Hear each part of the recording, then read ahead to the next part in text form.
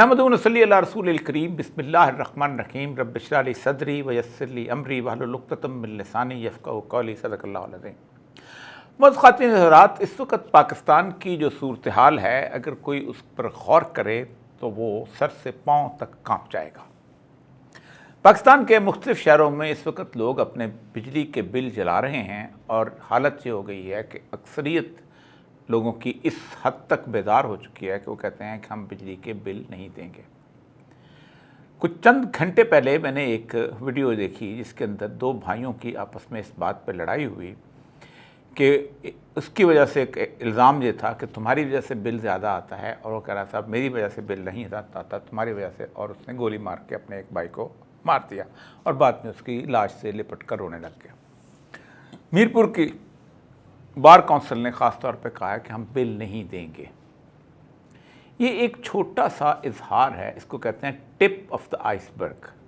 Iceberg उस बहुत बड़े आइसबर्ग वो जो होता है ग्लेशियर को कहते हैं कि जो समुंदर में तैर रहा होता है और उसकी एक छोटी सी टिप जो होती है उसका कोना बाहर नज़र आता है, जबकि नीचे उसका बहुत बड़ा हुजम मौजूद होता है। मशहूर टाइटैनिक जो है उसके बारे में कहा जाता है कि उसको वो टिप नज़र नहीं आई थी, इसलिए वो आइसबर्ग से जाकर टकरा गया था और डूब गया था। कौमों के अंदर, तहरीकों के अंदर भी यही होता है कि जो हुक्मरान ऊपर बैठे होते हैं उन्हें टिप नज़र आ रही होती है, उन्हें आइसबर्ग नज़र नहीं आ रहा होता, इसलिए उनको बिल्कुल इस बात का एहसास नहीं होता कि क्या बीत रही है। आज पाकिस्तान के टेलीविज़न चैनल्स के ऊपर 8 लोगों की जान बचाने वाले 50 से ज़्यादा लोगों को ख़ास तौर पर सर्टिफिकेट दिए गए, जिनमें से स्क्वाड्रन लीडर भी थे, मेजर भी थे, दूसरे भी थे। और बेनियाजी का आलम यह था कि उन्हें बिल्कुल इस बात का एहसास नहीं था कि पूरे पाकिस्तान में इन 8 लोगों की जान तो बचा ली गई है और उसके ऊपर भी पूरी कौम जो है उसकी कंट्रोवर्सी अपनी जगह है, लेकिन बाकी कई करोड़ लोगों की जान जो है वो सख्त मुश्किल के अंदर है। पाकिस्तान में ये क्राइसिस दुनिया के हर उस मुल्क की तरह होता है कि जो अमेरिका के कहने के ऊपर कर्ज़ों में डूबते हैं और बहुत ज़्यादा किक बैक्स लेते हैं और अपना पैसा जो है वो पाकिस्तान से बाहर लेके चले जाते हैं। इस वक्त दुनिया के अंदर जो इनकलाबात आ रहे हैं उन इनकलाबात के अंदर बारहा एक मुल्क का मैं नाम लेता हूँ जिसका नाम है एक्वाडोर। एक्वाडोर में एक शख्स था जिसका नाम था राफेल कोरिया। ये शख्स एक इनकलाबी किस्म की सूरत हाल लेके उठा था और इसने कहा था कि इस एक्वाडोर की जो इस्टेब्लिशमेंट है उसने कर्ज़े ले लेके इस मुल्क को इसी तरह के प्रोजेक्ट्स के अंदर और किक बैक्स ले लेके और करप्शन कर करके इस तरह कर दिया है कि ये मुल्क अब चलने के काबिल नहीं रहा जब तक कि हम आंखों में आंखें डालकर खड़े ना हो सकें। शुरू में अमेरिका ने और उसके बाद बाकी दूसरे ममालिक ने समझा ये मजाक है।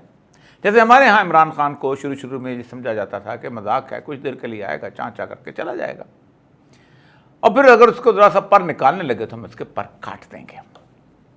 2007 में ये राफेल कोरिया सदर का इंतखाब जीत के वहाँ पहुँच गया।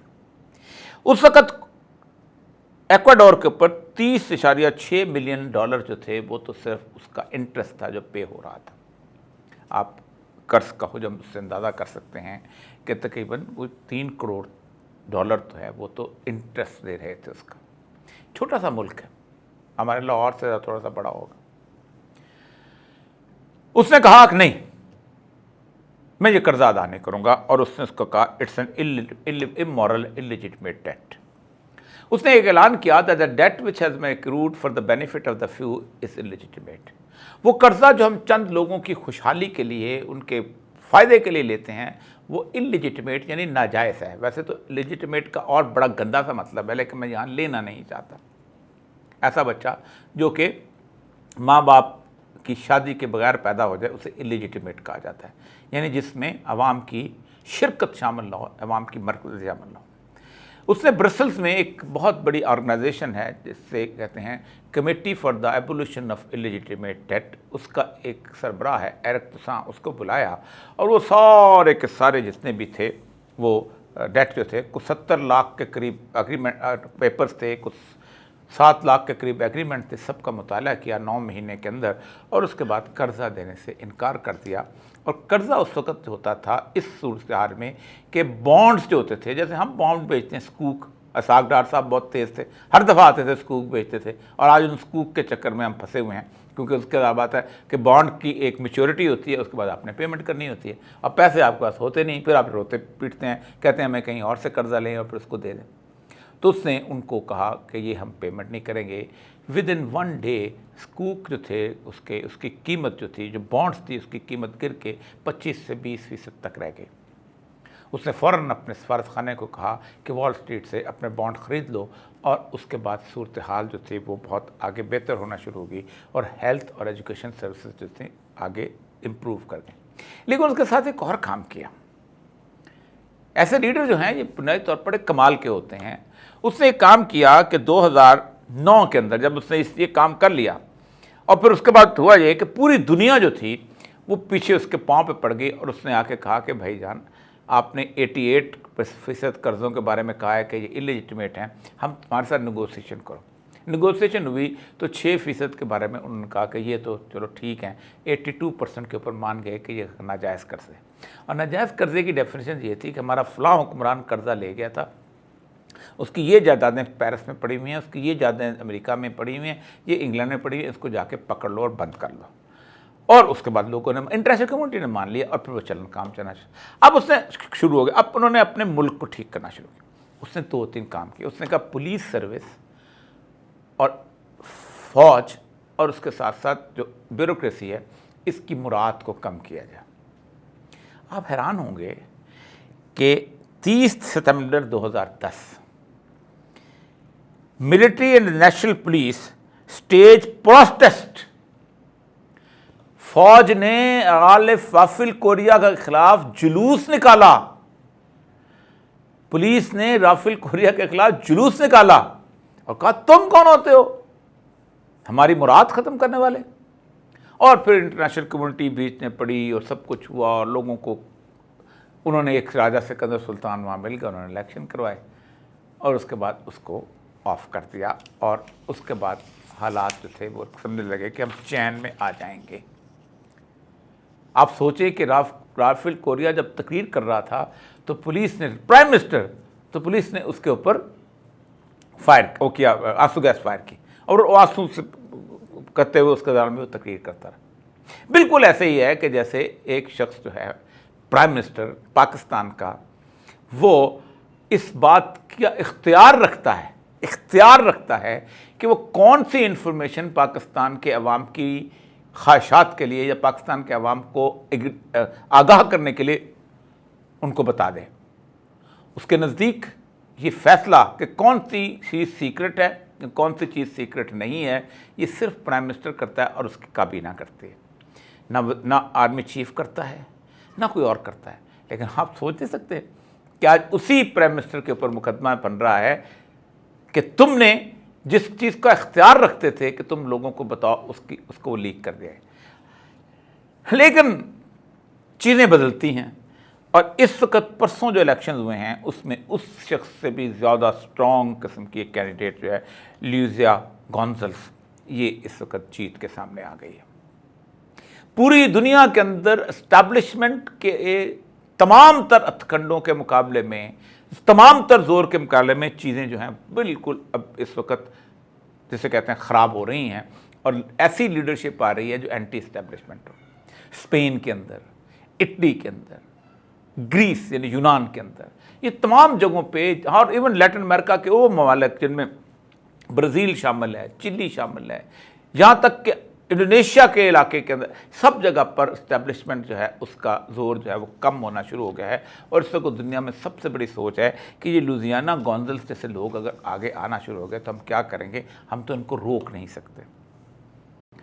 लीडर मार दिए जाते हैं, लीडर उतार दिए जाते हैं, लेकिन मूवमेंट नहीं रोकी जा सकती, मूवमेंट दब जाती हैं, लेकिन एक दिन किसी न किसी तौर पे आगे निकलती हैं।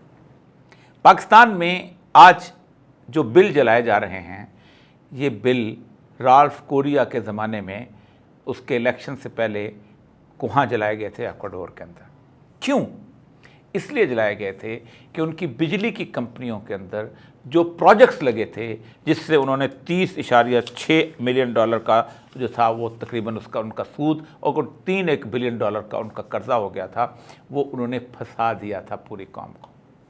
पाकिस्तान में सबसे पहले ये काम किया गया कि पाकिस्तान में ये तसव्वुर कर लिया गया कि कालाबाग डैम इसलिए हम नहीं बना सकते कि इस मुल्क के अंदर लोगों में इत्तेफाक राय पैदा नहीं हो सकता।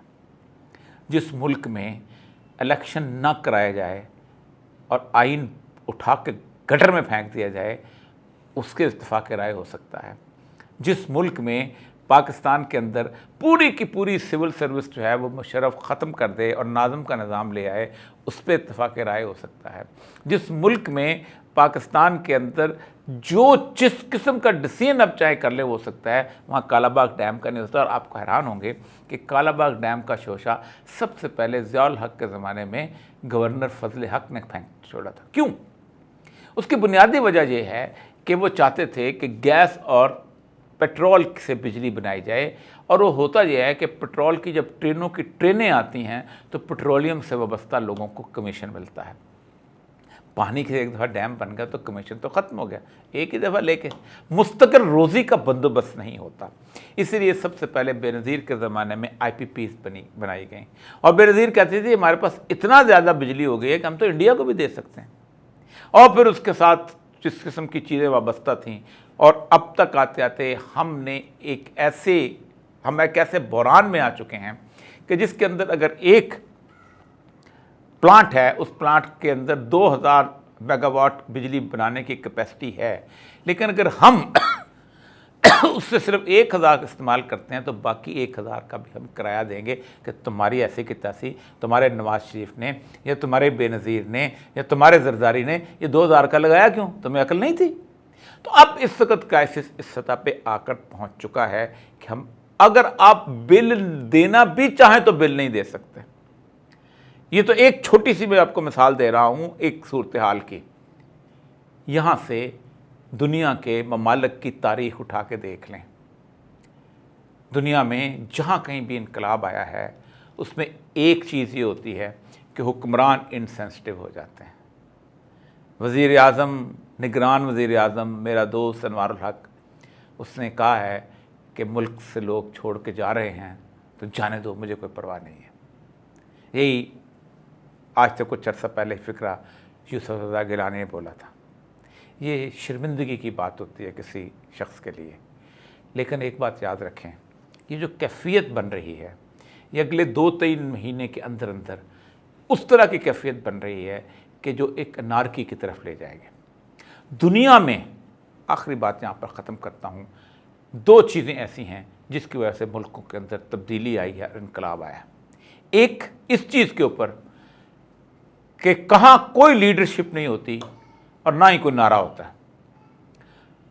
ना फ्रांस में कोई लीडर था जब इनकलाब शुरू हुआ, ना ईरान में कोई लीडर था। 5 साल और ईरानी कौम ना जागती, खुमैनी की कब्र का भी कोई पता होना था। फ्रांस के लोग 10 साल तक नारे लगाते रहे, कहीं जाके आखिर में नेपोलियन आखिर पैदा हुआ। लोग अपना अपना दुख लेके निकलते हैं। किसी की बेटी जो है उसको तेज़ाब फेंका होता है, किसी के बंदे ने ज़मीन पे SHO ने कब्ज़ा करवाया होता है, किसी के बेटे को नौकरी नहीं मिली होती, किसी को ख़ुद प्रमोशन नहीं मिली होती, कोई अपने 4 बच्चों को रात को भूखा सुला के सोया होता है, किसी शख्स को दादरसी इंसाफ कहीं भी नहीं मिला और वो बेचारा मजबूर होकर घर में बैठा होता है। इन सब का गुस्सा इज्तमाई गुस्से में तब्दील हो जाता है। इसे कहते हैं कलेक्टिव एंगर। ये गुस्सा जब उठता है तो दुख सबका अपना अपना होता है, लेकिन दुख के मुकाबले में जो ताकत होती है जिस पे गुस्सा इस्तेमाल करना होता है वो एक होती है। लेकिन अगर वो ताकत सिंपैथेटिक हो तो शायद फिर भी मामला ठीक हो जाए। विल डुरान लिखता है कि फ़्रांस में गुर्बत कम थी और इंग्लैंड में ज़्यादा थी, लेकिन फ़्रांस में एक चीज़ की वजह से इनकलाब आ गया था और लोगों ने बादशाह की गर्दन काट दी थी। वो ये थी कि मैरी जो थी प्रिंस, उसकी मलिका, उसको किसी ने कहा कि लोग जो हैं वो रोटी नहीं खा रहे, उनको नहीं मिल रही, तो उसने कहा था ये लोग केक क्यों नहीं खाते। और रूहान जो उसका आर्मी चीफ था, उसको किसी ने कहा था कि खाना नहीं मिल रहा, लोग भूखे हैं, तो उसने कहा था पेरिस शहर के अंदर बहुत ज़्यादा घास है, इसको घास क्यों नहीं खाते ये लोग, उबाल के खा लें। और जब उसको लाए थे गैलेटन के ऊपर कत्ल करने के लिए, तो पहले उसके मुंह में घास भरी गई थी और फिर उसको बड़े से छुरे से ज़िबा कर दिया गया था। ये तूफ़ान मैं देख रहा हूँ। हम इनसेंसिटिव हो चुके हैं, हम अपने दौरों के ऊपर, हम अपने मामलात के अंदर, हमारा इंफॉर्मेशन मिनिस्टर एक और किस्म की कवरेज में चलता है, हमारा वज़ीर आज़म एक और समझते हैं कि शायद पता नहीं कितने सालों के लिए यहाँ आ गए। लेकिन एक बात अंदाज़ा मेरा है कि ये मूवमेंट इस सारे माहौल में अगर चली तो ये 2-3 महीने से ज़्यादा इस पाकिस्तान को इस तरह की सूरत हाल का दोचार कर देगी कि जहाँ किसी से कुछ संभाला नहीं जाएगा। इजाज़त दीजिए, अल्लाह ने